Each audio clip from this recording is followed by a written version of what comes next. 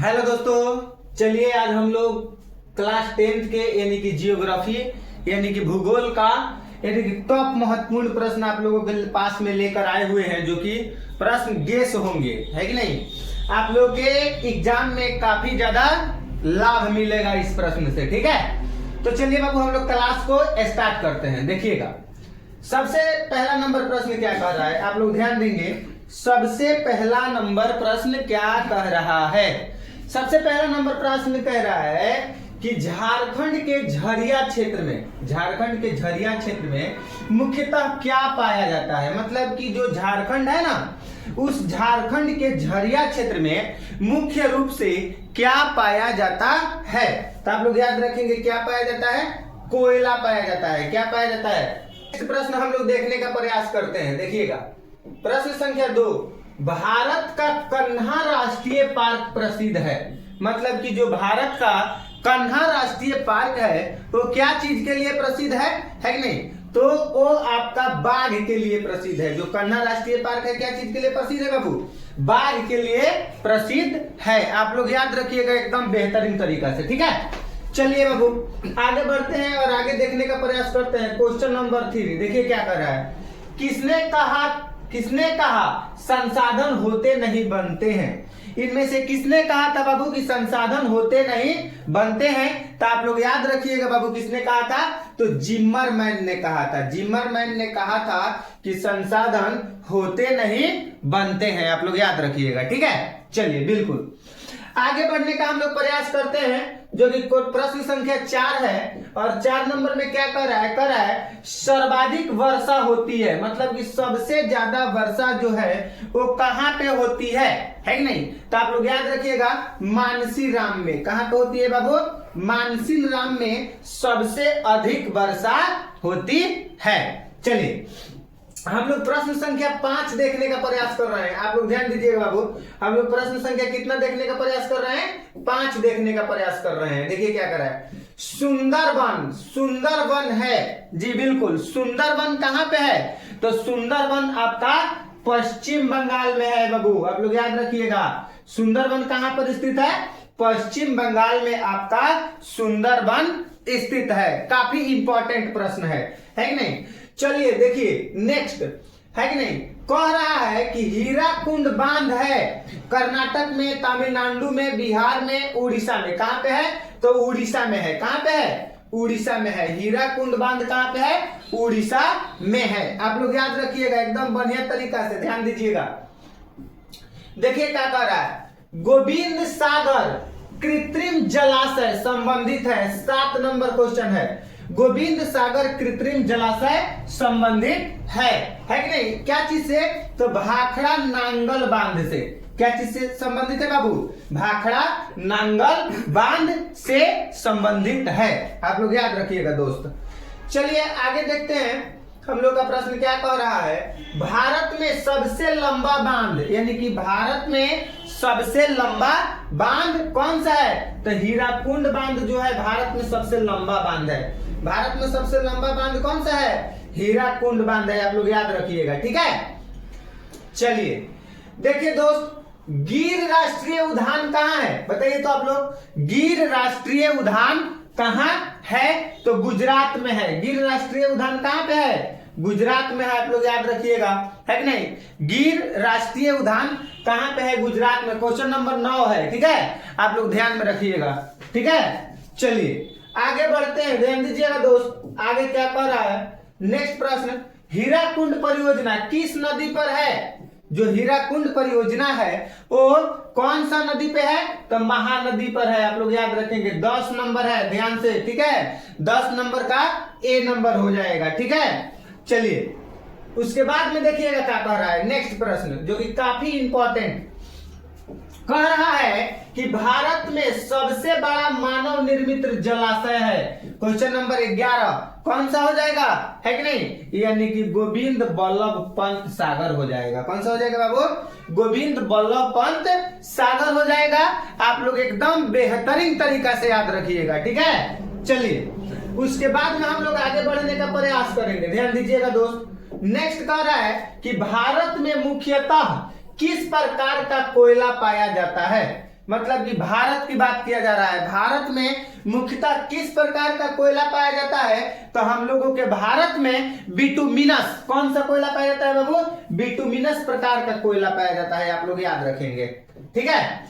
उसके बाद में देखिएगा आगे बढ़ने का प्रयास, जिम कार्बेट, ध्यान दीजिएगा, जिम कार्बेट राष्ट्रीय उद्यान कहां स्थित है, जो जिम कार्बेट राष्ट्रीय उद्यान है वो हम लोगों का दोस्त उत्तराखंड में स्थित है, कहां पे स्थित है, उत्तराखंड में स्थित है, जिम कार्बेट राष्ट्रीय उद्यान उत्तराखंड में स्थित है, आप लोग याद रखिएगा, ठीक है।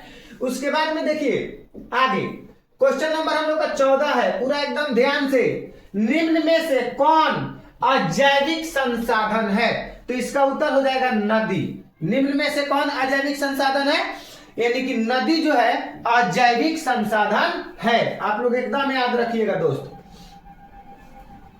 देखिए क्वेश्चन नंबर 15 ध्यान से, नहर कटिया तेरी चित्रकन्या स्थित है, कहां पे स्थित है, बता दीजिए कहां पे स्थित है बाबू, तो असम में है, असम में है, आप लोग याद रखिएगा बिल्कुल अच्छे तरीका से, ठीक है।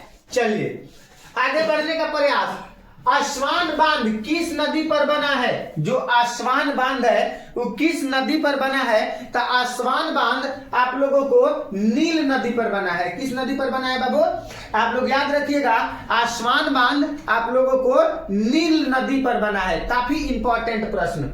चलिए उसके बाद में देखिएगा दोस्त क्या कह रहा है, क्वेश्चन नंबर नेक्स्ट, किस फसल को उजला सोना कहा जाता है, मतलब कि इनमें से किस फसल को उजला सोना कहा जाता है, तो कपास को हम लोग क्या कहते हैं बाबू, उजला सोना कहते हैं, आप लोग एकदम बेहतरीन तरीका से याद रखिएगा, कपास को हम लोग उजला सोना के नाम से क्या करते हैं, जानते हैं, बिल्कुल।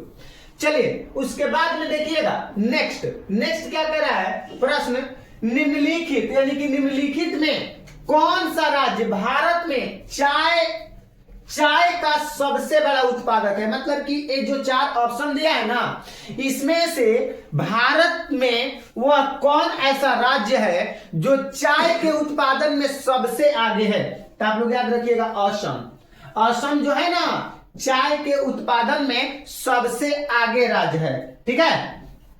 चलिए ध्यान देंगे दोस्तों, नेक्स्ट प्रश्न देखिए क्या कह रहा है कि चाय के उत्पादन में विश्व में भारत का स्थान क्या है, चाय के उत्पादन में विश्व में भारत का स्थान जो है 19 नंबर का हो जाएगा बी, यानी कि दूसरा, यानी कि 19 नंबर का बी दूसरा हो जाएगा, यानी चाय उत्पादन करने में पूरे विश्व में भारत दूसरी स्थान पे आता है, आप लोग क्या करेंगे याद रखेंगे दोस्त। चलिए नेक्स्ट देखने का प्रयास करते हैं, रबी फसल की पैदा होती है, मतलब रबी फसल की जो पैदा होती है वो कब होती है बता दीजिए, है कि नहीं, 20 नंबर का जाड़े में, कब होती है बाबू, जाड़े में होती है 20 नंबर का, आप लोग याद रखिएगा, ठीक है।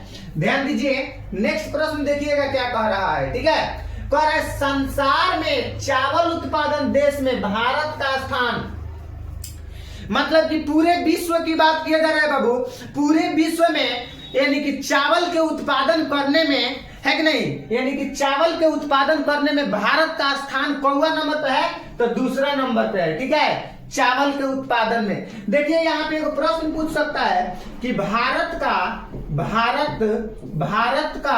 प्रथम, ध्यान दीजिएगा, प्रथम खदान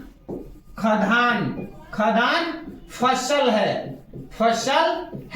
यानी कि भारत का प्रथम खदान फसल है, तो प्रथम खदान मतलब कि भारत का वह कौन ऐसा फसल है जिस, मतलब कि प्रथम खदान है, मतलब कि उस फसल को भारत के लोग सबसे अधिक खाते हैं 1 नंबर पे, तो आप लोग याद रखिएगा चावल प्रथम खदान फसल है, यानी भारत के लोग ज्यादातर चावल खाते हैं, ठीक है।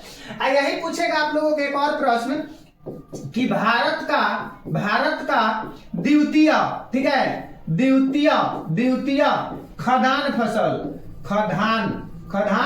फसल कौन सा हो जाएगा, तो आप लोग ये भी याद रखिएगा, यानी गेहूं हो जाएगा, कौन सा हो जाएगा, गेहूं हो जाएगा, यानी भारत का लोग भारत के लोगों का प्रथम खाद्यान्न फसल चावल है और दूसरा खाद्यान्न फसल गेहूं है।